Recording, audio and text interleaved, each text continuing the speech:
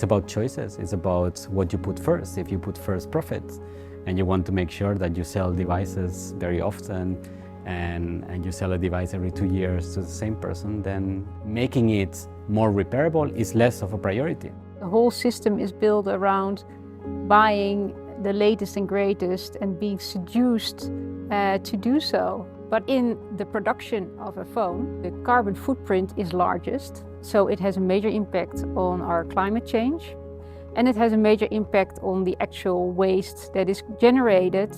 At the moment, we're only taking back 20% of that incredible amount of waste, and of that 20%, only a small part even we can reuse as materials, because it's difficult to take those materials still out in the recycling process.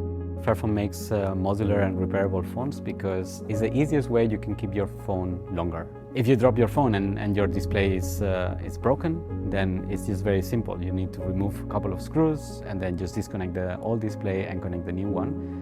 It's literally really easy.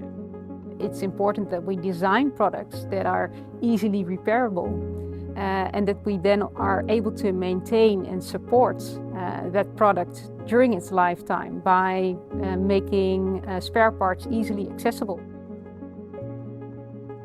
The right to repair, it's a movement, and what they stand for is very simple, is that whatever you buy, you should be able to own it, that you can do whatever you want to do with it, and that you can also repair it yourself, like that you can open it, you can understand how it's made. So what makes me hopeful is that I really see that there's a growing market of green customers that wants to speak with their buying power.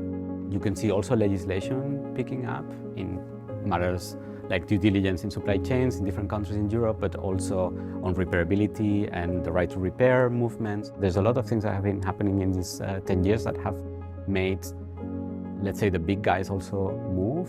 And I am proud to say that we have also played a role there. If you can't open it, you can't own it.